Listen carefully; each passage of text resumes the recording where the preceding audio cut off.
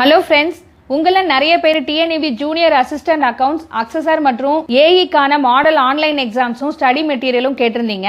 இதற்கான டீடைல்ஸை நாம இப்ப பாத்திரலாங்க. டிஎன்இபி ஜேஏக்கான 5 முழு மாதிரி ஆன்லைன் தேர்வுகளை தமிழ் மற்றும் ஆங்கிலத்துல வாங்கி எழுதிட 350 ரூபாய் மட்டும்தாங்க. அதே போல அக்சஸர் எக்ஸாம்கான 5 முழு மாதிரி தேர்வுகள் ரூபாய் 350ங்க. அடுத்ததா ஏஇ எலக்ட்ரிக்கலுக்கு அப்ளை பண்ணவங்களுக்கான 5 முழு மாதிரி தேர்வுகளோட விலை 200 ரூபாய் மட்டும்தாங்க. அடுத்ததா ஜூனியர் அசிஸ்டன்ட் அக்கவுண்ட்ஸ் மற்றும் அக்சஸருக்கான part 1 Tamil or English study மெட்டீரியலோட விலை 225 ரூபாய் பிளஸ் பார்சல் சார்ஜஸ்ங்க. அதே போல இதற்கான part 2 aptitude and mental ability English medium study மெட்டீரியலுக்கான விலை 225 ரூபாய் பிளஸ் பார்சல் சார்ஜஸ்ங்க. அதுவே இது ரெண்டையும் சேர்த்து வாங்குனீங்கன்னா 450 ரூபாய் பிளஸ் பார்சல் சார்ஜஸ்ங்க. அடுத்ததா TNEB junior assistant accounts English மீடியத்துக்கான பார்ட் 3ல இருக்கிற 12 யூனிட்ஸுக்குமான 12 புத்தகங்களையும் நீங்க வாங்கணும் 1500 ரூபாய் பிளஸ் பார்சல் சார்ஜஸ்ங்க. அதுவே நீங்க part 1 plus part 2 and part 3 மூணையுமே 1950 plus parcel charges பே பண்ணிட்டு நீங்க வாங்கிக்கலாங்க. இதற்கான பேமெண்ட் டீடைல்ஸ் நீங்க இந்த வீடியோவோட டிஸ்கிரிப்ஷன்ல பாத்துக்கலாங்க. அல்லது 99498786 நம்பரை தொடர்பு கொண்டும் தெரிஞ்சுக்கலாங்க. Welcome to Arun academy channel. நம்ம இன்னைக்கு என்ன பார்க்க போறோம் அப்படின்னா டிஎன்இபி ஜேஏ அண்ட் அசஸருக்கான ஜென்ரல் இங்கிலீஷ் போர்ஷன் பார்க்க போகிறோம். ஸோ இது வரைக்கும் நம்ம போட்டுட்டு இருந்த வீடியோவுடைய கண்டினியூ வீடியோ தான் இது. ஸோ நம்ம சேனலில் நம்மள்கிட்ட புக்கு வாங்கின ஸ்டூடெண்ட்ஸ் எல்லோரும், அருண் அகாடமி டெக்ஸ்ட் புக் வாங்கின எல்லோரும், இங்கிலீஷ் புக் வாங்கின எல்லோரும் பேஜ் நம்பர் 85 எடுத்துக்கோங்க. டெக்ஸ்ட் புக் இல்லாதவங்க நம்ம நடத்துகிற இந்த டாப்பிக்கை நோட் பண்ணி வச்சுக்கோங்க. ஸோ நீங்கள் ஹிண்ட் எடுத்துக்கிட்டீங்க அப்படின்னா உங்களுக்கு ரொம்ப யூஸ்ஃபுல்லாக இருக்கும். ஏன் அப்படின்னா எக்ஸாம்ஸ் பக்கத்தில் வரும்போது நீங்கள் அதை ரீகால் பண்ணுறதுக்கு ரொம்ப யூஸ்ஃபுல்லாக இருக்கும். ஸோ இப்போ நம்ம என்ன டாபிக் பார்க்க போகிறோம் அப்படின்னா இன்றைக்கி சென்டென்ஸ் பேட்டர்ன் அப்படின்ற ஒரு டாபிக் நம்ம பார்க்க போகிறோம். இது page number 85 Arun academy text புக்கில் இருக்குது. நான் அருண் அகாடமி டெக்ஸ்ட் புக்கில் இல்லாத சில ஃபார்மேட்டை எழுதி போட்டிருக்கேன். அதை நோட் பண்ணிக்கோங்க. புக்கு வச்சுருக்கீங்களும் சரி, புக்கு இல்லாதவங்களும் சரி, நீங்கள் இதை நோட் பண்ணிக்கோங்க. ஸோ இருக்கிறதுல ரொம்ப முக்கியமான கிராமரில் ஈஸியாக மார்க் வாங்குற டாபிக் அப்படின்னா இதுவும் சென்டென்ஸ் பேட்டர்னும் ஒன்று தான். இதில் நம்ம அழகாக மார்க் கண்டிப்பாக வாங்கலாம். புரியுதுங்களா? வழக்கம் போல் உங்களுக்கு ஏதாவது ஒரு டவுட்டோ இல்லை ஒரு எக்ஸாம்பிள் உங்களுக்கு வந்து புரியல அப்படின்னா நீங்கள் கமெண்ட் பாக்ஸில் மென்ஷன் பண்ணிங்கன்னா அதை நாங்கள் ரெக்டிஃபை பண்ண ட்ரை பண்ணுறோம். ஸோ நம்ம அருண் அகாடமிலேருந்து புக்கு வேணும் அப்படின்னா அதை பற்றின டீட்டெயில்ஸ் இந்த வீடியோவோட டிஸ்கிரிப்ஷனில் கொடுப்பாங்க. நீங்கள் அதை பார்த்துட்டு அந்த புக்கை வேணுன்னா வாங்கிக்கலாம். ஸோ வேறு எதுவும் உங்களுக்கு மேற்கொண்டு டவுட் இருந்தது அப்படின்னா நீங்கள் கமெண்ட் பாக்ஸில் மென்ஷன் பண்ணிங்க அப்படின்னா நாங்கள் அதை ரெக்டிஃபை பண்ணிவிடுவோம். சரிங்களா? ஸோ இப்போ நம்ம என்ன பார்க்க போகிறோம் அப்படின்னா டாபிக்குள்ளே போயிடுவோம். ஜென்ரல் இங்கிலீஷில் சென்டென்ஸ் பேட்டர்ன் அப்படின்ற டாப்பிக்கை நம்ம இன்றைக்கி பார்க்க போகிறோம். இது பேஜ் நம்பர் 85ல் இருக்குது. புக்ஸ் எடுத்துக்கோங்க. பெருசாக ஒன்றும் இல்லை, எல்லாம் சேம் தான். அதை பற்றி தான் உங்களுக்கு நான் கொடுத்துருப்பேன். இப்போது சென்டென்ஸ் பேட்டர்ன்னா நீங்கள் என்னன்னு தெரிஞ்சுக்கோங்க. ஒரு சென்டென்ஸோடைய அமைப்பு, ஒரு சென்டென்ஸ் முதல்ல எப்படி அமைஞ்சிருக்கு அப்படின்றத பார்க்கறது தானே சென்டென்ஸ் பேட்டர்ன். அப்போ சென்டென்ஸ் பேட்டர்ன்ஸில் என்னென்ன இருக்குன்னா subject, verb, object, complement, adjunct, adverb and adjective. இதில் இன்டைரக்ட் ஆப்ஜெக்ட் அண்ட் டைரக்ட் ஆப்ஜெக்ட்னு வரும். Indirect object and direct object வரும். ஆப்ஜெக்ட் ரெண்டாக பிரிக்கும் போது ஐஓ டிஓ அப்படின்னு பிரிப்பாங்க. இன்டைரக்ட் ஆப்ஜெக்ட், டைரக்ட் ஆப்ஜெக்ட் அப்படின்னு பிரிப்பாங்க. ஸோ நீங்கள் ரொம்பலாம் கன்ஃபியூஸ் பண்ணிக்க வேணாம். இந்த கான்செப்ட் நல்லா பார்த்தீங்கன்னா சப்ஜெக்ட்னா முதல்ல எது, நவுனை மென்ஷன் பண்ணுறது எல்லாமே சப்ஜெக்டில் வரும் அப்படின்றத நம்ம பார்த்தோம். மோஸ்ட்லி சப்ஜெக்ட் அப்படின்னா அது நவுன் வரக்கூடிய கான்செப்டாக இருக்கும். சரிங்களா? அப்போ அது சப்ஜெக்ட்டு. ஓகே, சப்ஜெக்ட் செய்யக்கூடிய ஆக்ஷனை சொல்கிறது வந்து வேர்பு. சப்ஜெக்ட் சொல்கிற ஆக்ஷனை சொல்கிறதுக்கு பேர் என்னது? வேர்பு. சரி, ஓகே. சப்ஜெக்ட் சொல்கிற ஆக்ஷனை மென்ஷன் பண்ணுறது வேர்பு. அப்போ ஆப்ஜெக்ட்னா ஒரு பொருள், டைரெக்டான ஒரு மீனிங் வர்றது ஆப்ஜெக்ட்டு. அதனால தான் ஆப்ஜெக்ட் ரெண்டாக பிரிச்சிருக்கோம். ஒன்று definite indirect object and direct ஆப்ஜெக்ட்னு சொல்லி நம்ம பிரிச்சிருக்கோம். ஐஓ டிஓ அப்படி நம்ம பிரிச்சிருக்கோம். இந்த அட்ஜென்ட் அப்படின்றது அட்வர்பையும் மென்ஷன் பண்ணுறோம், அப்ஜெக்டிவும் மென்ஷன் பண்ணலாம். ஃபார் எக்ஸாம்பிள் டைம், காலங்களையும் நேரங்களையும் மென்ஷன் பண்ணும்போது இந்த அட்ஜென்ட் அப்படின்றத யூஸ் பண்ணுவாங்க. சரிங்களா? ஸோ இப்போது சப்ஜெக்ட் ப்ளஸ் வேர்ப் அது எப்படி சார் கண்டுபிடிக்கிறது பாருங்க. எக்ஸாம்பிள் எழுதி போட்டிருக்கேன். S plus V, subject plus verb. The boy, it's a common name. So the boy plays. The boy subject plays verb. So அது எப்படி சார் த பாய்னு, பாய்ன்றது காமன் நேம்ப்பா, அதனால் த பாய் யூஸ் பண்ணுறோம். பிளேஸ் தேர்ட் பர்சன் சிங்குலர் வந்தால் கொடுத்துக்கிற வேர்போட S சேர்ந்து வரும்னு சொல்லிட்டு நம்ம டென்சஸ் பார்க்கும்போது அந்த வீடியோவில் சொன்னோம். அது ஏன் எஸ் சேர்ந்து வருன்றதுக்கான ப்ரூஃபும் நம்ம கொடுத்தோம். அப்போ த பாய் பிளேஸ். புரியுதுங்களா? சரி, இப்போ உங்களுக்கு ஒரு சிம்பிளான ஒரு எக்ஸாம்பிள் நம்ம வச்சுப்போமே. ஸோ எஸ் ப்ளஸ் வி கொடுத்துட்டீங்க, வேறு என்னது?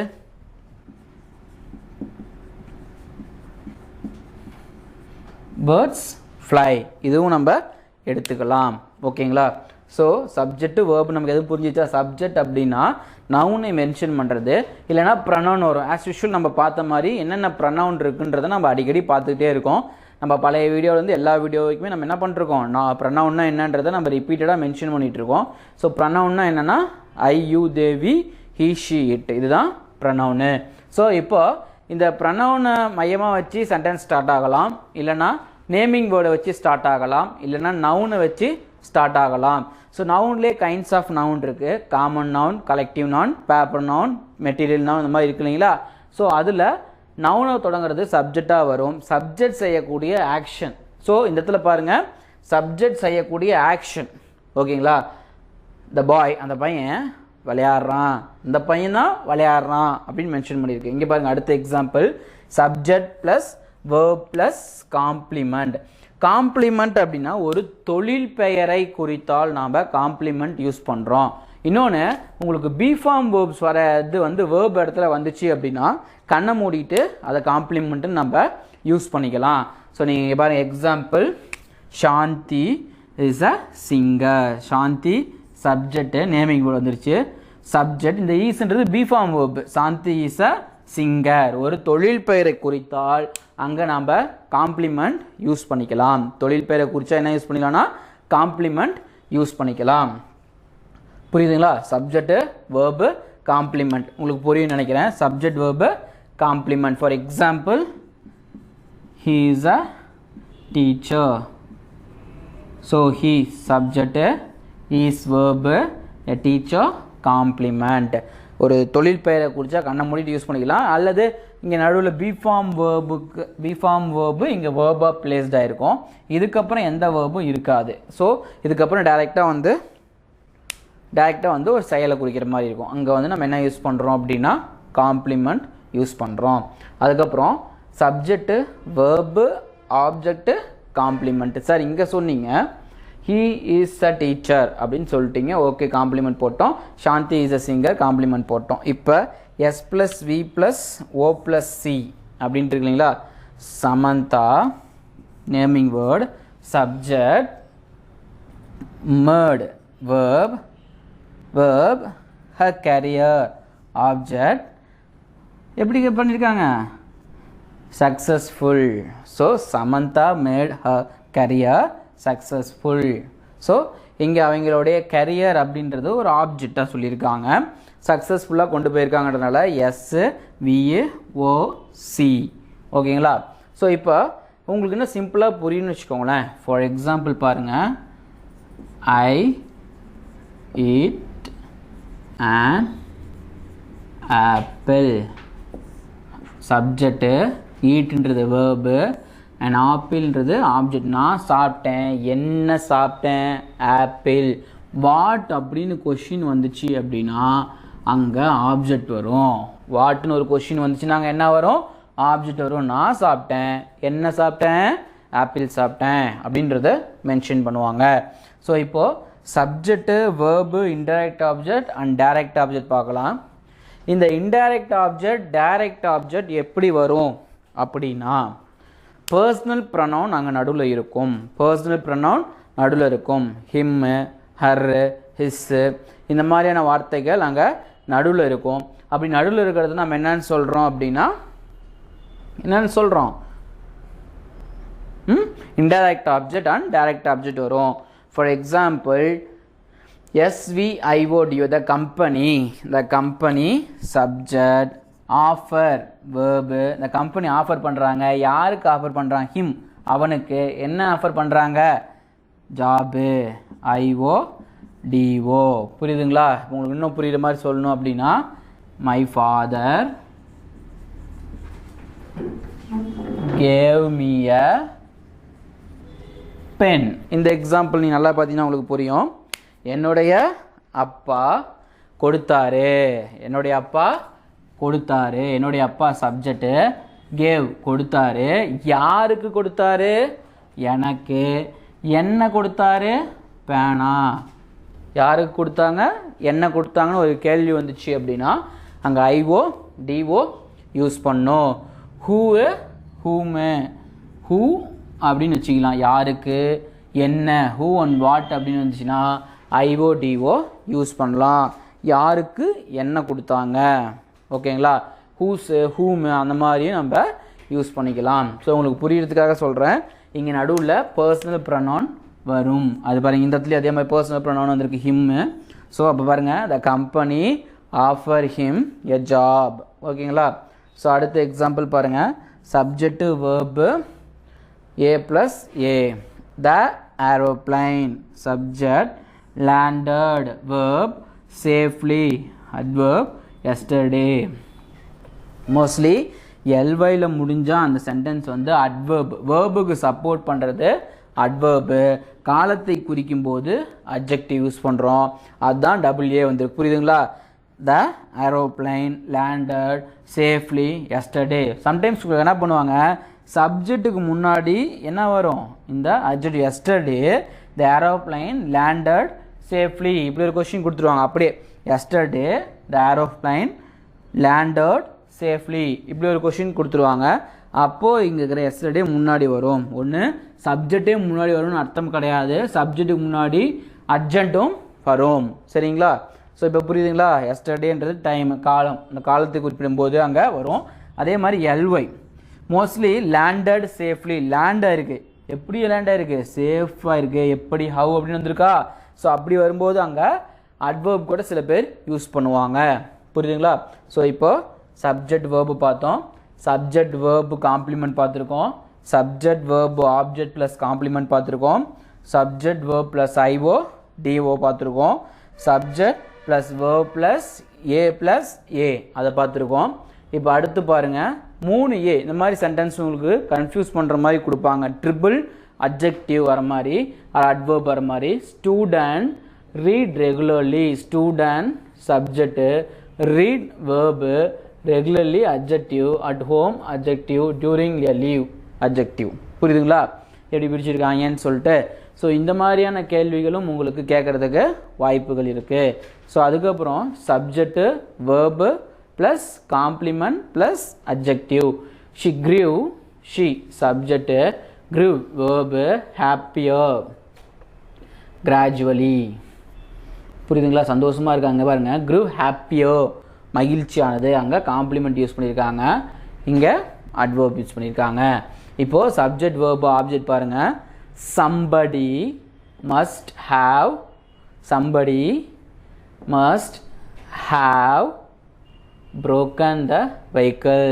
somebody must have verb, broken the vehicle. vehicle அப்படின்றது என்னதுங்க? ஆப்ஜெக்ட், பொருள். அங்கே அதனால் ஆப்ஜெக்ட் யூஸ் பண்ணியிருக்காங்க. ஸோ அடுத்து subject verb object adjective plus adverb அந்த மாதிரி பார்த்தீங்கன்னா, they enjoyed subject, the feast verb, with relish, with they enjoy the feed with relish yesterday. they subject, enjoyed verb, the feast அப்படின்றது object, W. புரியுதுங்களா? they subject, enjoyed verb, the feast object, with relish yesterday அப்படின்றது வந்து ரெண்டும் AA use பண்ணியிருக்கோம். புரியுதுங்களா? அடுத்து subject verb object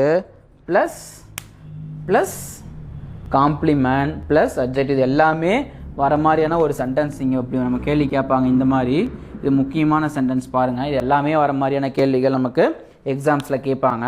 so it's so useful for your examination. ரொம்ப முக்கியமானது, உங்களுடைய 1 மார்க்குக்கு கண்டிப்பாக இது கேட்கக்கூடிய ஒரு கேள்வியாக இருக்கும். They named the child Krishna in the temple. இப்போ நம்ம இன்னும் கூட சொல்லுவோம், name the child Sai Baba in the temple அப்படின்னு வச்சுக்கலாமே. they subject named the child verb என்னது Krishna object okay named the child okay they named the child Krishna in the temple அப்படின்றது நம்ம யூஸ் பண்ணியிருக்கோம். புரியுதுங்களா? ஸோ இங்கே அதில் yesterday today nowadays அப்படின்றதும் வரலாம். ஓகே ஸோ இப்போ நல்லா பாருங்கள் எப்படி ஒரு சென்டென்ஸ் எல்லாம் பிரிச்சிருக்காங்க அப்படின்றத.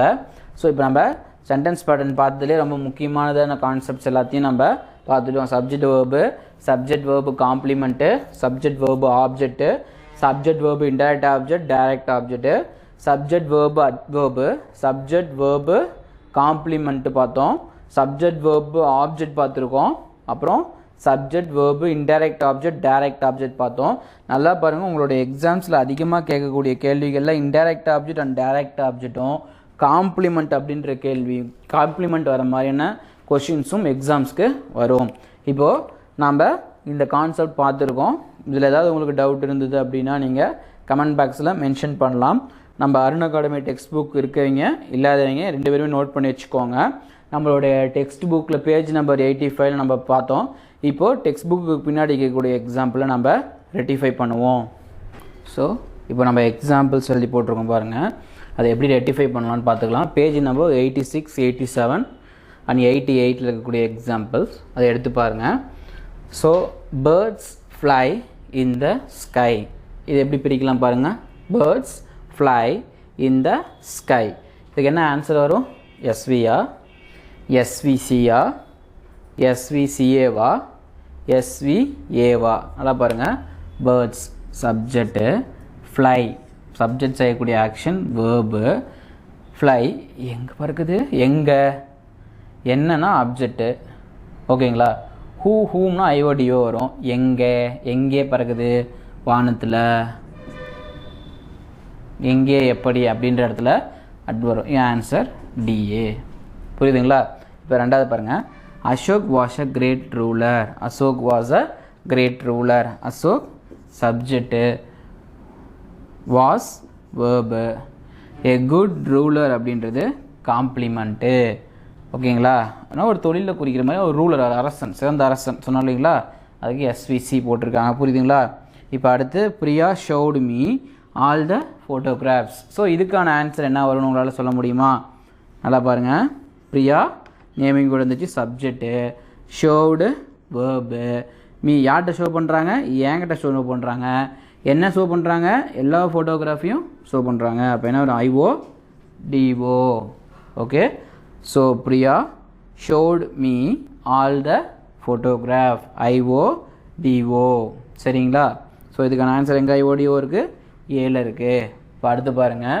He is a professor with a lot of experience, he is a professor with a lot of experience, he subject, is a professor அப்படின்றது is verb, a professor அப்படின்றது தொழில் பெயரை குறிக்குது, complement, with a lot of experience that is an adjunct. புரியுதுங்களா? தொழில் பெயரை குறிக்கவே complement போட்டோம், அடுத்து வர்றது அட்ஜென்ட்டு.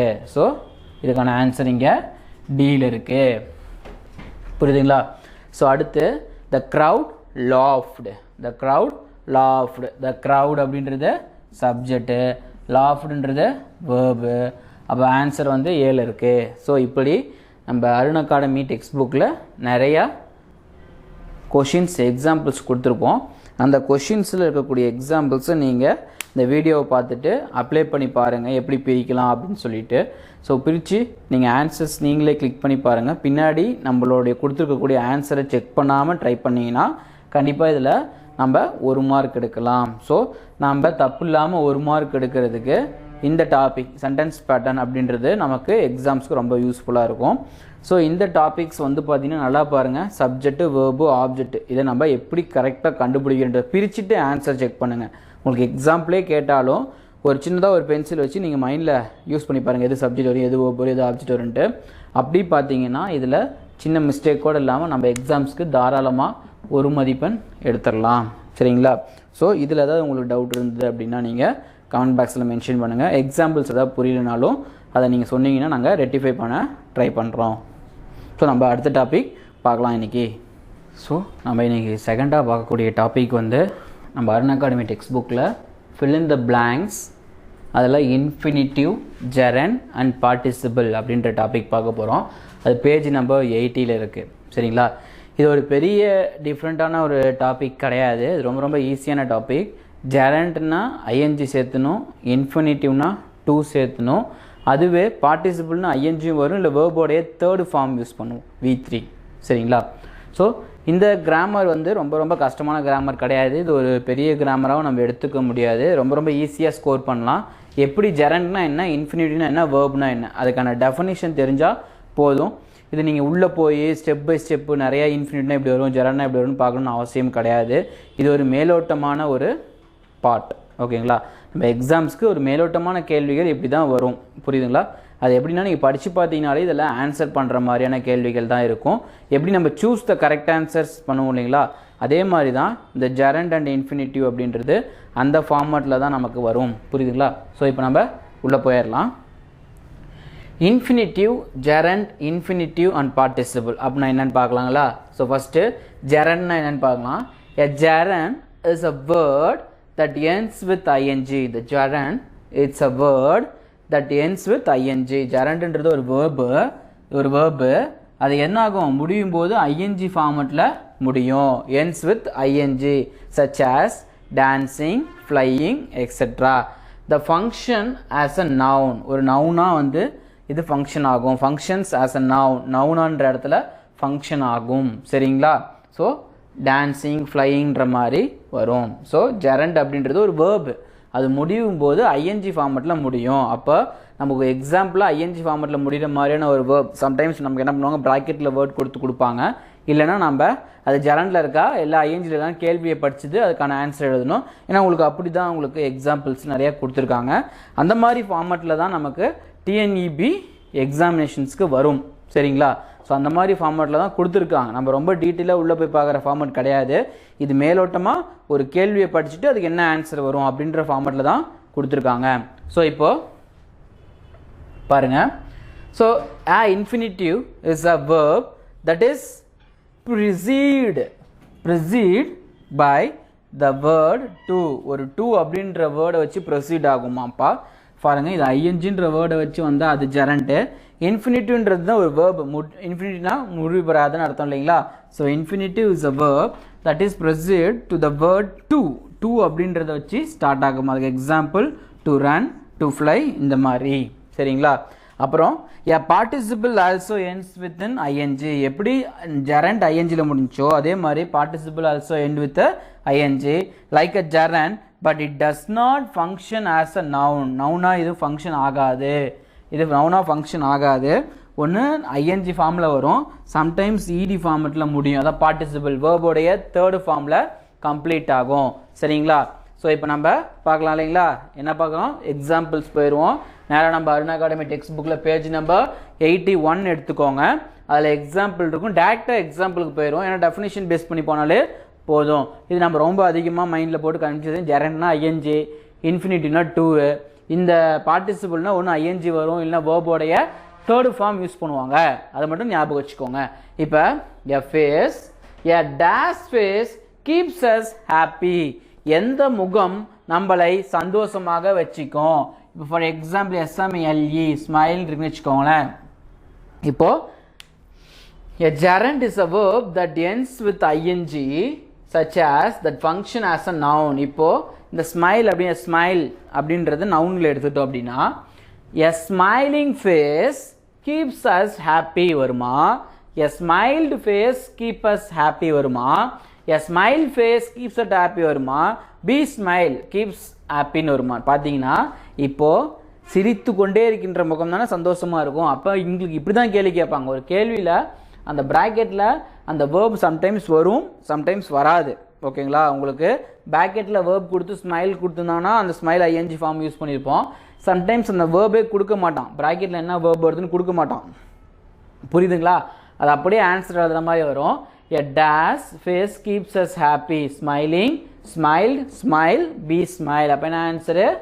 ஸ்மைலிங். அப்போ என்ன answer? Smiling. Many houses where dash by the many houses were dashed by the gale. Damage, gate. Many houses were dashed by the gate.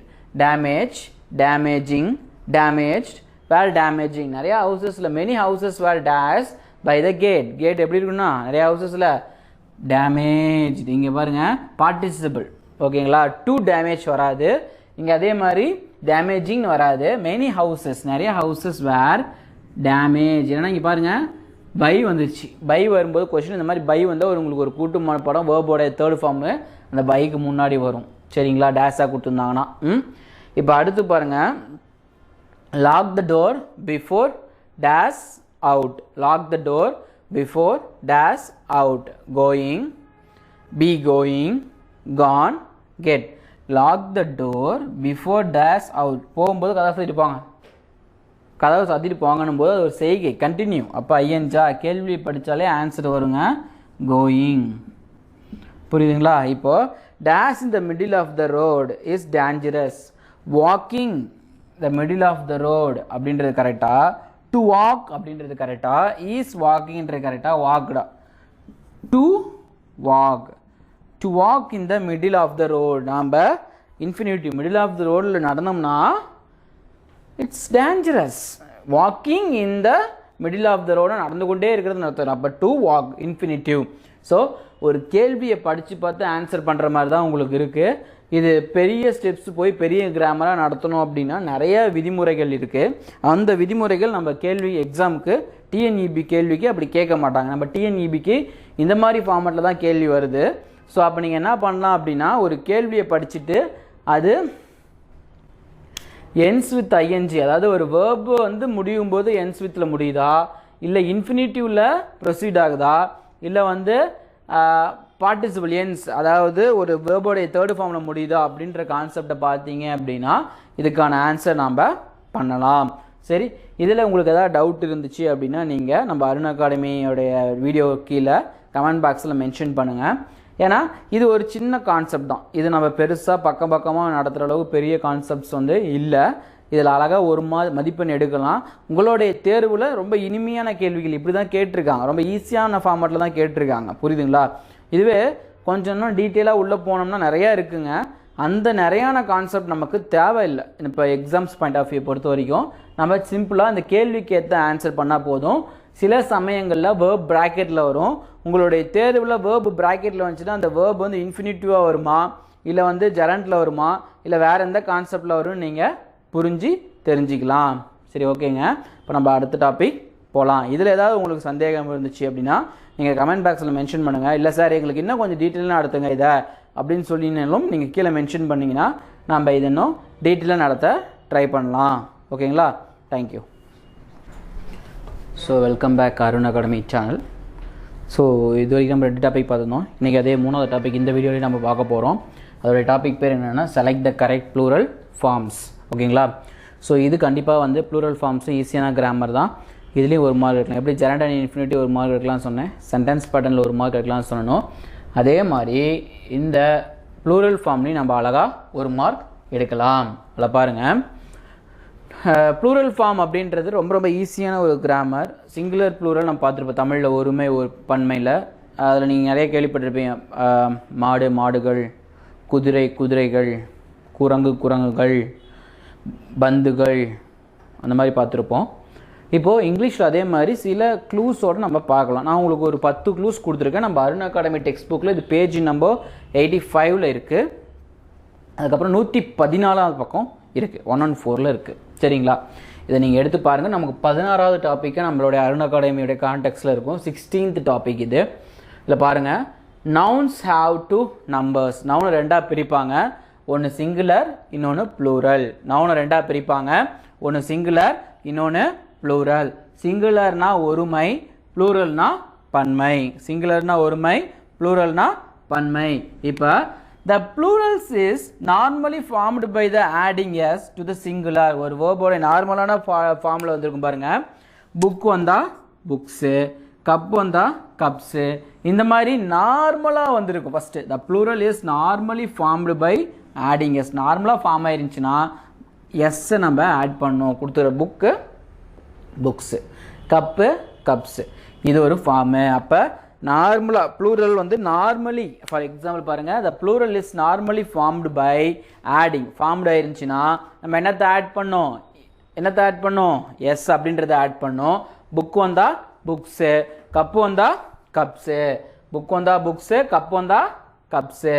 அடுத்து noun ending is ending ஒரு நவுன் எண்ட் ஆகும்போது எஸ்ஓ, எஸ்ஹெச்ஓ, சிஹெச்ஓ, எக்ஸோ and ஜெட்லேயோ முடிஞ்சிச்சு அப்படின்னா நமக்கான ஆன்சர் இஎஸ்ல வரும். இது ஒரு க்ளூ பாம் பார்த்துக்கோங்க. எஸ்ஓ எஸ்ஹெச்சில் முடிஞ்சாலோ, சிஹெச்சில் முடிஞ்சாலோ, எக்ஸில் அந்த நவுன் முடிஞ்சாலோ, ஜெட்டில் முடிஞ்சாலோ ஆன்சர் இஎஸ்ல தான் வரும். புரியுதுங்களா? இப்போ பாருங்கள், கேஸ் எஸ்ல முடிஞ்சிருக்கு, கேஸஸ். பாக்ஸ் பாக்ஸஸ் எக்ஸில் முடிஞ்சிருக்கு, இஎஸ். அது எக்ஸில் அப்படியே இருக்கணும், இந்த எஸ் அப்படியே இருக்கணும். Bus buses, bus buses. அந்த பஸ் கிடையாது, பஸ் பியூ Z Z. Okay, double Z. ஓகேங்களா? ஸோ பாருங்கள், எண்ட் ஆகும்போது எஸ்ஓ எஸ்ஹெச்லேயோ, சிஹெச்லேயோ, எக்ஸ்லேயோ, இசட்லேயோ வந்துச்சுன்னா ஆன்சர் என்னவாக இருக்கணும்? இஎஸ்ஸாக தான் இருக்கணும். இப்போ nouns ending in O add ES. ஒரு நவுன் வந்து ஓவில் முடிஞ்சிச்சுன்னா இஎஸ் ஆட் பண்ணணும். Potato potatoes, hero heroes. புரியுதுங்களா? நவுன் எதில் எண்டாக இருந்தால் ஓ யூஸ் பண்ணோம். பொட்டேட்டோ வந்தால் பொட்டேட்டோ, ஹீரோ வந்தால் ஹீரோஸே. அதே மாதிரி nouns ending in consonant sound plus கான்சனன்ட்டோட முடிவில் ஒய்யோ இல்லது ட்ராப் ஒய் பண்ணிவிட்டு ஆட் ஐஇஎஸ் பண்ணோம். கான்சனன்ட் ப்ளஸ் ஒய் வந்துச்சுன்னா ஒரு வேர்பில் கான்சனன்ட் ப்ளஸ் ஒய் வந்துச்சு அப்படின்னா அங்கே ஒய்யை எடுத்துகிட்டு ஐஇஎஸ் யூஸ் பண்ணோம். Baby babies, copy copies. பார்த்தீங்களா? ஐஇஎஸ் ஆட் பண்ணியிருக்கோம். ஸோ இந்த மாதிரி நம்ம அருண் அகாடமி டெக்ஸ்ட் புக்கில் நம்ம நிறைய எக்ஸாம்பிள்ஸ் கொடுத்துருப்போம். உங்களுக்கு புரியுறதுக்காக 1-2 எக்ஸாம்பிள்ஸ் நான் எடுத்து உங்களுக்கு சொல்லிகிட்டு இருக்கேன். இதெல்லாம் ஒரு க்ளூ, ஒரு குருட்டு மனப்பாடம் தான். சரிங்களா? இங்கே வந்தால் இது போடணும், இங்கே வந்தால் இதை போடணுன்றது ஒரு சின்ன ஒரு குருட்டு மனப்பாடம். இதை வச்சு நம்ம அழகாக ஒரு மதிப்பெண் நம்ம ஸ்கோர் பண்ணி நம்மளுடைய டிஎன்இபியில் வந்து அழகாக ஒரு மதிப்பெண் நம்ம எடுத்துடலாம். ஸோ ஒரு மதிப்பெண்ணும் நமக்கு ரொம்ப முக்கியமானது. நம்ம எல்லாத்துக்குமே தெரியும், மதிப்பெண்கள் ரொம்ப ரொம்ப முக்கியமானது, நம்ம எல்லாத்துக்கும் தெரியும். அந்த மதிப்பெண்ணை நம்ம கரெக்டாக எடுக்கணுங்க. மறுபடியும் உங்களுக்கு நான் இன்ஸ்ட்ரக்ட் பண்ணுறேன், எந்த விதமான மிஸ்டேக்ஸும் இல்லாமல் கரெக்டாக நம்ம எடுக்கணும். சரிங்களா? இப்போ 4 எக்ஸாம்பிள்ஸ் பார்த்துருப்போம் பாருங்கள். ஃபஸ்ட்டு நார்மலாக ஃபார்ம் ஆயிருந்துச்சுன்னா எஸ் வந்திருக்கும், ஆட் பண்ணிடணும். அதுவே எஸ்ஓ, எஸ்ஹெச்ஓ, சிஹெச்ஓ இல்லை வந்து எக்ஸோ, இசட்டோ வந்தால் இஎஸில் முடியும்னு சொல்லியிருந்தேன். அதுக்கடுத்து ஓவில் முடிஞ்சிச்சுன்னா அங்கே என்ன வரும்? இஎஸில் மாற்றணும். அதே வந்து கான்சனன்ட் ப்ளஸ் ஒய் சவுண்ட் வந்துச்சு அப்படின்னா அங்கே பேபினா பேபிஸு, காப்பினா காப்பீஸு. இதில் அழகாக நம்ம மார்க் வாங்கலாம். 4 ரூல்ஸ் நம்ம புரியுதுன்னு நினைக்கிறேன். 5ஆவது ரூல்ஸ் போவோம். No ending in vowel plus Y. வவ்வல்ஸில் எண்ட் ஆகலை அப்படின்னா நம்ம ஒய் அப்படின்றத ஆட் பண்ணணும். பாய் ஒய் வந்துச்சுன்னா அந்த ஒய் அப்படியே இருக்கணும். ஃபார் எக்ஸாம்பிள் எஸ் மட்டும் ஆட் பண்ணால் போடும். ஆடு எஸ்ஸு, ஆடு S. Boy boys, day days. Consonant வந்து இங்கே ஒய் வந்தால் ஐஇஎஸ் வருங்க. வவ்வல் வந்து ஒய் வந்தால் அங்கே என்ன வரும்? எஸ் வரும். கான்சனன்ட் வந்துச்சு அப்படின்னா அந்த ஒய்யை எடுத்துகிட்டு ஐஇஎஸ் போடணும். வவ்வல் ப்ளஸ் வந்துச்சுன்னா ஒய்யோட என்ன சேர்த்துணும்? பாய் பா பா டே அந்த மாதிரி சவுண்டு. புரியுதுங்களா? இப்போ இந்த ஃபார்மு உங்களுக்கு புரிஞ்சிருக்கும்னு நினைக்கிறேன். அடுத்து 6th பாருங்கள். Noun ending in F or FE, drop F or FE, add verb, add VES, add VES அப்படின்றத ஆட் பண்ண சொல்கிறாங்க. பாருங்கள், என்னது ஆட் பண்ண சொல்கிறாங்க? ஆடு விஇஎஸ் அப்படின்றத ஆட் பண்ண சொல்கிறாங்க. புரியுதுங்களா? எப்படி? நவுன் எண்டிங், ஒரு நவுன் எண்ட் ஆகும்போது எஃப்ஓ அல்லது எஃப்இஓ இருந்துச்சுன்னா அந்த எஃப்இயும் ட்ராப் விட்டுட்டு அதுக்கு பதிலாக என்ன பண்ண சொல்கிறாங்க? விஇஎஸ் ஆட் பண்ண சொல்கிறாங்க. இப்போ லைவ் லைவ்ஸ், ஒய்ஃப் ஒய்ஃப்ஸ். ஓகேங்களா? சில காரணங்களுக்காக கால்ஃபு, ஜிராஃபி இந்த மாதிரிலாம் வந்துச்சுன்னா அதில் கொடுத்துக்கிற வேர்போட எஸ் சேர்ந்து வரும், இல்லைனா இஎஸ் சேர்ந்து வரும். இது எக்ஸப்ஷன்ஸ். இது நீங்கள் நல்லா பார்த்துக்கோங்க. சில காரணங்களுக்காக. எதுக்கு காரணங்கள்னா கால்ஃப், கால்ஃபி அப்படின்னு நம்ம மாற்ற முடியாது, கால்ஃப்ஸ் அப்படின்னு மாற்ற முடியாது. இந்த மாதிரி சில வேர்ட்ஸ் வந்து எஸ்லேயும் இஎஸ்லேயும் நமக்கு முடியும். இது எக்ஸப்ஷன்ஸ். ஓகேங்களா? ஸோ இப்போ 6 பார்த்துருக்கோம். என்னென்ன 6 பார்த்துருக்கோம் நல்லா பாருங்கள். ஸோ எஸ்ஸில் முடியும். நார்மலாக ஃபார்ம் ஆயிருந்துச்சுன்னா அங்கே எஸ் ஏறணும். அதுவே S, SH, CH, X, Z add ஆயிருந்துச்சு அப்படின்னா இஎஸ் போடணும்னு சொன்னோம். ஓகேங்களா? அதுக்கப்புறம் ஓவில் முடிஞ்சாலும் இஎஸ் போட சொல்லியிருக்கோம். அதுக்கப்புறம் கான்சனன்ட் ப்ளஸ் ஒய் வந்துச்சு அப்படின்னா ஒய்யை ட்ராப் அவுட் பண்ணிவிட்டு ஐஇஎஸ் போடணும் அப்படின்னு சொன்னோம். வவ்வல் ப்ளஸ் ஒய்ன்னு வந்துச்சு அப்படின்னா நம்ம எதையும் ட்ராப் அவுட் பண்ண தேவையில்ல, அதுக்கு பதிலாக எஸ் ஏற்றிக்கிட்டா போதும் அப்படின்றத பார்த்தோம். அதுக்கப்புறம் noun ending in F or FE அப்படின்றதுல முடிஞ்சிச்சு அப்படின்னா நம்ம என்ன பண்ணுறோம், எஃப்1 எஃப்இயை ட்ராப் அவுட் பண்ணிவிட்டு அதுக்கு பதிலாக விஇஎஸ் போடுறோம். சில வேர்ட்ஸுக்கு மட்டும் அந்த விஇஎஸ் வராது அப்படின்றத பார்த்தோம். இந்த மிட் ஆஃப் த நவுன் ஓஓ ஒரு நவுனில், ஃபார் எக்ஸாம்பிள் ஒரு நவுனில் டபுள் ஓ வந்துச்சு மிடில் அப்படின்னா அந்த இடத்துல என்ன பண்ணுறோம், டபுள் ஓக்கு பதில் டபுள் இ பார்த்துறோம். அதே மாதிரி சிங்கிள் ஓ வந்துச்சு அப்படின்னா நம்ம ஐசி அப்படின்றது யூஸ் பண்ணுறோம். Foot, feet. Okay, tooth, teeth. இப்போ எம்ஏஏ முடிஞ்சுன்னா man, men, women, women, women, women, women, women. So இதுவும் எம்ஏஏல முடிஞ்சிச்சுன்னா அங்கே இ வரும். புரியுதுங்களா? ஏல முடிஞ்சுன்னா அங்கே இ வரும். ஸோ டபுள் ஓ வந்தால் டபுள் இ வரும், சிங்கிள் ஓ வந்தால் அங்கே ஐசி வரும். அதுவே வந்து ஏல முடிஞ்சிச்சுன்னா ஈல வரும். சரிங்களா? இது 7th ரூல்ஸு. அடுத்து 8th ரூல்ஸ் பாருங்கள். ரூல்ஸ் கிடையாதுப்பா, இது ஆக்சுவலி க்ளூ. 8வது clue, the plural of OX and children highly irregular. இது எப்பவுமே இர்ரெகுலராக தான் இருக்கும். OX ox and children, oxen, அதுக்கப்புறம் ஆக்சர் அண்ட் சில்ட்ரன். இது காமன், சைல்ட்னா சில்ட்ரன். ஓகேங்களா? இதான் ப்ளூரல் ஃபார்மு. இது ரெண்டும் ரொம்ப முக்கியமானது. இது மாதிரி கேள்விகள் கம்பல்சரி வரும், இதில் கேள்விகள் வரும். அடுத்து 9th பாருங்கள். Some nouns have the same form in both single and plural. Some noun have the same form in both singular and plural.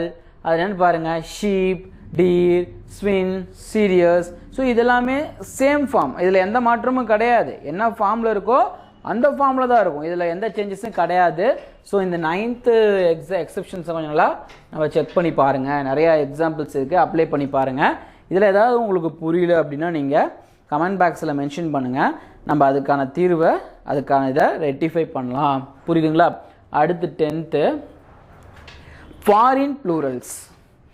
யூஎஸில் முடிஞ்சிச்சுன்னா ஐயில் ஆன்சர் வரும், எஸ்ஐஎஸில் முடிஞ்சிச்சுன்னா எஸ்இஎஸில் ஆன்சர் வரும், டிஏல முடிஞ்சுன்னா டியூஎம்மில் வரும், எல்ஏல முடிஞ்சிச்சுன்னா ஈல வரும், ஆட் ஆகும். பாருங்கள், aluminium, alumni, crises, crisis, data, datum, formula, formulae, இந்த மாதிரியும் வரும்.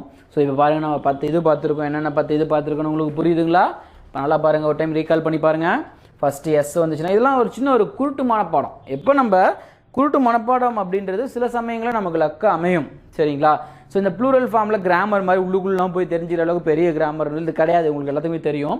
எப்படி இந்த ஜெரண்ட் அண்ட் இன்ஃபினிட்டிவ், இந்த ப்ளூரல் ஃபார்மு, சென்டென்ஸ் பேட்டர்ன், இதெல்லாம் பெரிய கிராமர் கிடையாது. நம்ம நாலேஜ் மூலிமா அங்கே ஆன்சர் பண்ணுறது. புரியுதுங்களா? கொஞ்சம் ஸ்பார்க் பண்ணோம்னா நமக்கு கரெக்டாக ஆன்சர் வரும். ஸோ இந்த மாதிரியான கேள்விகளுக்கு நீங்கள் கொஞ்சம் ஸ்டெப்ஸ் எடுத்து அதை அண்டர்ஸ்டாண்ட் பண்ணிட்டா போதும். இந்த க்ளூஸை நீங்கள் நல்லா பாருங்கள். இந்த க்ளூஸ் மூலிமா நம்ம அதிகமான ஸ்கோர் பண்ணுறதுக்கு வாய்ப்புகள் நிறையா இருக்குது. ஸோ அதில் நீங்கள் நல்லா பாருங்கள் என்னென்ன இருக்குது அப்படின்றத நம்ம பார்ப்போம். ஸோ இதில் ஃபஸ்ட்டு எஸ் வந்துச்சுன்னா நார்மலாக யூஸ் பண்ணணும். எஸ்ஸோ, எஸ்ஹெச்ஓ, சிஹெச்ஓ, எக்ஸோ, ஜெட்டோ வந்துச்சுன்னா என்ன யூஸ் பண்ணணுன்னா இஎஸ் யூஸ் பண்ணணுன்னு சொன்னேன். எண்டிங் வித் ஓவில் முடிஞ்சிச்சுன்னா இஎஸ் ஆட் பண்ணணுன்னு சொன்னேன். கான்சனன்ட் ப்ளஸ் ஒய் வந்துச்சுன்னா ஐஇஎஸ் வரும்னு சொன்னேன். வவ்வல் ப்ளஸ் ஒய் வந்துச்சுன்னா எஸ் மட்டும்தான் ஆட் ஆகும்னு சொன்னேன். எஃப்ஆர் எஃப்இ வந்துச்சு அப்படின்னா எஃப் அண்ட் எஃப்இ எடுத்துட்டு அதுக்கு பதிலாக விஇஎஸ் யூஸ் பண்ணணும்னு சொன்னேன். அதுக்கப்புறம் டபுள் ஓ வந்துச்சுன்னா டபுள் இ வரும்ன்றத சொன்னேன்.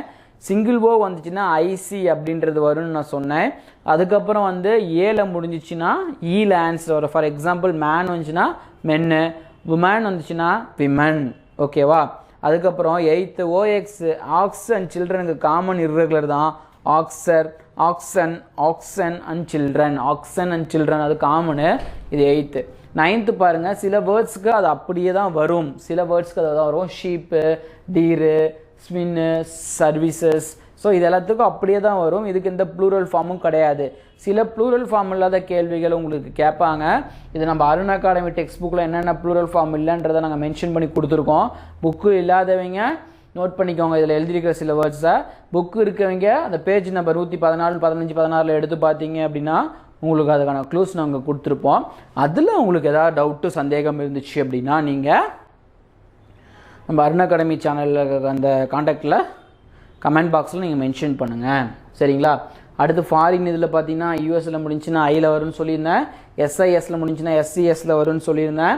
அதுக்கப்புறம் டிஏல முடிஞ்சுன்னா டியூஎம்மில் வரும்னு சொல்லியிருந்தேன். எல்ஏல முடிஞ்சுன்னா எல்இயில் வரும்னு சொல்லியிருந்தேன். ஸோ இது ஒரு ஃபார்மு.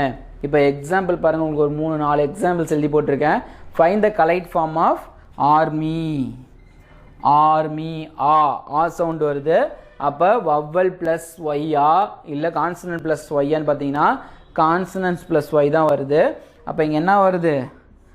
ஆர்மீஸ். அதுதான் ஆன்சர். கான்சனன்ட் சவுண்டு வந்துச்சு, கான்சனன்ட் ப்ளஸ் ஒய் வந்துச்சுன்னா ஆர்மி. ஆர்மீஸ்னு போட முடியாது, ஆர்மீஸ். ஓகேங்களா? அப்புறம் plural form of leaf F வந்திருக்கு.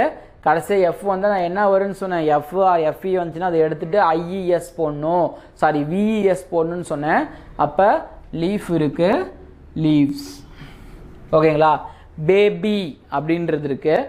பேபின்றது வந்து பார்த்தீங்கன்னா இது கான்சனண்ட்டு. ஸோ கான்சனண்ட் வரும்போது என்ன வரும் நமக்கு? கான்சனண்ட் வரும்போது ஐஇஎஸ்ஓ ஆர் இஎஸ்ஓ வரும் நமக்கு. ஸோ அப்போ கான்சனண்ட் பாருங்கள் இங்கே பேபிஸ். ஓகேங்களா? அதே மாதிரி ஹீரோ ஓல முடிஞ்சிச்சுன்னா இஎஸ் சேர்ந்து வரும்னா ஹீரோஸ். புரியுதுங்களா? ஸோ இந்த மாதிரி நிறைய எக்ஸாம்பிள்ஸ் நம்ம அருண் அகாடமி டெக்ஸ்ட் புக்கில் இருக்குது. ஸோ நீங்கள் அதை பார்த்து ரெட்டிஃபை பண்ணுங்கள். நம்ம இன்றைக்கி பார்த்த டாபிக் எல்லாமே ஒரு அழகான ஒரு மதிப்பெண் எடுக்கக்கூடிய டாபிக். இது ஒரு மிகப்பெரிய கிராமராக நம்ம எடுத்துக்க வேண்டிய அவசியம் கிடையாது. இது ரொம்ப ரொம்ப சிறிய கிராமராக நம்ம யூஸ் பண்ணிக்கலாம். இந்த கிராமர் ரொம்ப கஷ்டமான ஒரு கிராமர் கிடையாது.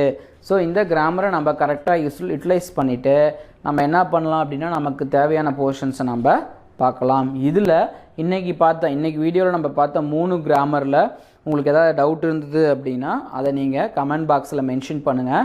அதுக்கான சொல்யூஷன் நாங்கள் கீழே கொடுக்குறோம். ஸோ இதில் ஏதாவது புரியல அப்படின்னா நீங்கள் கமெண்ட் பாக்ஸில் சார் திருப்பி இந்த டாபிக் ஒரு டைம் ரீகால் பண்ணுங்கள் அப்படின்னு சொன்னீங்கன்னா அந்த டாப்பிக்கை கண்டிப்பாக நாங்கள் நடத்துகிறோம். சரிங்களா? ஏன்னா இந்த 3 டாப்பிக்கும் ரொம்ப பெரிய கிராமர்ஸ் கிடையாது. அதனால் சின்ன கான்செப்ட் தான் வரும். இதில் உங்களுக்கு இன்னும் புரியல அப்படின்னா இன்னமும் ரொம்ப கீழே போய் கொஞ்சம் ரொம்ப கீழ் லெவலில் போய் உங்களுக்கு கொஞ்சம் நிறைய எக்ஸாம்பிள்ஸ் கொடுத்தோம்னா அது கொஞ்சம் புரியும். பின்னாடி இருக்கக்கூடிய எக்ஸாம்பிள் சென்டென்ஸ் பேட்டர்னாக இருக்கட்டும், ப்ளூரல் ஃபார்மாக இருக்கட்டும், அப்புறம் ஜெரண்ட், இன்ஃபினிட்டிவ் அண்ட் பார்ட்டிசிபிளாக இருக்கட்டும், டெக்ஸ்ட் புக்கு பின்னாடி இருக்கக்கூடிய எக்ஸாம்பிள்ஸ் அப்ளை பண்ணி பார்த்தீங்கன்னா 95% நீங்கள் எந்த தப்பு இல்லாமல் 3லேயும் 3 மார்க் எடுத்துடலாம். ஓகேங்களா? ஸோ மிஸ்டேக்ஸ் இல்லாமல் பண்ணால் கண்டிப்பாக நம்மளால் ஸ்கோர் பண்ண முடியும். ஸோ இதை நீங்கள் கரெக்டாக ஃபாலோ பண்ணிங்க அப்படின்னா நீங்கள் எந்த மிஸ்டேக்ஸ் இல்லாமல் பண்ணலாம். ஸோ ப்ளூரல் ஃபார்ம் எப்படி வந்திருக்கு, ஹாவ் ஃபாஸ் அது நல்லா பார்த்துக்கோங்க. சென்டென்ஸ் பேட்டர்ன் பார்த்தோம், அது நல்லா பார்த்துக்கோங்க. அதுக்கப்புறம் வந்து ஜெரண்ட், இன்ஃபினிட்டிவ் அண்ட் பார்ட்டிசிபிள் இது பார்த்தோம். இந்த 3லேயும் உங்களுக்கு ஏதாவது டவுட் இருந்தது அப்படின்னா கமெண்ட் பாக்ஸில் மென்ஷன் பண்ணுங்கள். ஏதாவது எக்ஸாம்பிள்ஸ் உங்களுக்கு புரியலன்னா எக்ஸாம்பிள் நம்பரை நீங்கள் அதில் மென்ஷன் பண்ணால் கூட போதும். இல்லை எக்ஸாம்பிள் டைப் பண்ணிங்கன்னா அதுக்கான ஆன்சர்ஸ் இமீடியட்டாக உங்களுக்கு ட்ரை பண்ணி சொல்யூஷன் கொடுக்குறோம். ஸோ நம்ம நடத்தின டாபிக் உங்களுக்கு பிடிச்சிருந்தது அப்படின்னா ஷேர் பண்ணுங்கள், லைக் பண்ணுங்கள், உங்கள் ஃப்ரெண்ட்ஸுக்கு நீங்கள் சொல்லுங்கள். டெக்ஸ்ட் புக் வேணுன்றவங்க நம்ம அருண் அகாடமியை கான்டாக்ட் பண்ணுங்கள். நம்ம அருண் அகாடமி சேனலில் வரக்கூடிய எல்லா நோட்டிஃபிகேஷனும் உங்களுக்கு வரணும்னா சேனலை சப்ஸ்கிரைப் பண்ணி வச்சுக்கோங்க. ஸோ அது மட்டும் இல்லாமல் நம்ம வீடியோஸை நீங்கள் கண்டினியூவாக பாருங்கள். வீடியோ மட்டும் பார்க்காதீங்க, நோட் பண்ணி வைங்க. ஏன்னா எக்ஸாம் தேர்வு சமயத்தில் நம்ம அதிகமாக மார்க் எடுக்கிறதுக்கு யூஸ்ஃபுல்லாக இருக்கும். டெக்ஸ்ட் புக் இருக்கவங்க, டெக்ஸ்ட் புக் இல்லாதவங்க 2 பேருமே பொறுமையாக நீங்கள் இதை பாருங்கள். கண்டிப்பாக உங்களுக்கு மார்க் வரும். முழு வீடியோவையும் நீங்கள் பார்த்தீங்கன்னா தான் நிறைய க்ளூஸ்லாம் சொல்லியிருப்போம். சில வீடியோஸ்லாம் பார்த்தீங்கன்னா உங்களுக்கு எப்படிலாம் பண்ணலான்னு சில வீடியோஸ் பார்த்துருப்போம். 4 நிமிஷம் 2 நிமிஷம் பார்த்து ஸ்கிப் பண்ணிட்டு போகாதீங்க. உங்களுக்கான மதிப்பெண் உங்கள் கையிலேயே இருக்குது. இப்போ இருக்கக்கூடிய இந்த ஆன்லைன் கிளாஸை நீங்கள் யூட்டிலைஸ் பண்ணிக்கிட்டீங்க, அந்த வீடியோ யூட்டிலைஸ் பண்ணிக்கிட்டீங்க அப்படின்னா கண்டிப்பாக நீங்கள் எல்லோரும் ஒரு அரசு உத்தியோகத்தில், அது டிஎன்இபி மட்டும் கிடையாது, பல அரசு உத்தியோகத்தில் நீங்கள் போய் அமரலாம். ஸோ என்னுடைய சார்பாக டிஎன்இபி படிக்கிற எல்லாரும் கண்டிப்பாக இந்த 20க்கு 20 மார்க் எடுக்கிறதுக்கு வாழ்த்துக்கள். ஸோ இதுக்கப்புறம் வரக்கூடிய கிராமர்ஸ் எல்லாமே கொஞ்சம் எளிமையான இனிமையான கிராமர்ஸ் தான். நம்ம அதை அடுத்தடுத்த வகுப்புகளில் பார்க்கலாம். Thank you so much. So thank you for வாட்சிங் அருண் அகாடமி சேனல். உங்களை மீண்டும் அடுத்த வீடியோவில் சந்திக்கிறேன். Bye from Sureshkumar. இந்த மெட்டீரியலுக்கான காஸ்ட்டை பத்தி பார்க்கலாங்க. இதுல பொது தமிழ் அல்லது ஜெனரல் இங்கிலீஷ்க்கான விலையை பாத்தீங்கன்னா 225ங்க. அடுத்ததா ஆப்டிடியூட் அண்ட் மென்டல் எபிலிட்டி பாத்தீங்கன்னா இங்கிலீஷ் மீடியத்துக்காக மட்டும் தான் இருக்குங்க. இதோட காஸ்ட் பாத்தீங்கன்னா 225 தாங்க. அடுத்ததா பார்ட் 3க்கான general science, geography, history and culture of India, Indian polity, Indian economy, Indian national movement இதற்கான விலை பாத்தீங்கன்னா ₹1700ங்க. ஒன்ஸ் இதை நீங்க வாங்கிட்டீங்கன்னாவே யூனிட் 2க்கான 6 மந்த் கரண்ட் ஈவென்ட்ஸ் மெட்டீரியல் உங்களோட வாட்ஸ்அப் நம்பருக்கோ அல்லது உங்களோட மெயில் ஐடிக்கோ சாஃப்ட் காப்பியா சென்ட் பண்ணிடுவோங்க. இப்ப நீங்க இந்த ஸ்டடி மெட்டீரியல்ஸை வாங்கணும்னா நாங்க இங்க கீழே டிஸ்கிரிப்ஷன்ல கொடுத்திருக்கிற போன்பே, கூகுள் பே அல்லது பேங்க் அக்கவுண்ட் நம்பருக்கோ இந்த மெட்டீரியல்ஸ்க்கான காஸ்டையும் கூடவே அதற்கான பார்சல் சார்ஜஸையும் சென்ட் பண்ணிட்டு உங்களுடைய டீடைல் அட்ரஸை பின்கோடோடையும் நீங்க பே பண்ண ப்ரூஃபோட ஸ்கிரீன்ஷாட்டையும் 9994987861ங்கிற இந்த வாட்ஸ்அப் நம்பருக்கு சென்ட் பண்ணிட்டீங்கன்னா நாங்க உங்களுக்கு நீங்க ஆர்டர் பண்ண மெட்டீரியல்ஸை சென்ட் பண்ணி வச்சிருவோங்க. இதுவரைக்கும் நாங்க சொன்ன தகவல்கள் உங்களுக்கு ரொம்பவே பயனுள்ளதா இருக்குன்னு நினைச்சீங்கன்னா லைக் பண்ணுங்க. உங்க நண்பர்களுக்கும் பயனுள்ளதா இருக்கும்னு நினைச்சீங்கன்னா ஷேர் பண்ணுங்க. மேற்கொண்டு இதனுடைய கருத்துக்களை கீழே கமெண்ட்ல பதிவு பண்ணுங்க. மறக்காம அருண் அகாடமி சேனலுக்கு சப்ஸ்கிரைப் பண்ணுங்க. தேங்க்யூ.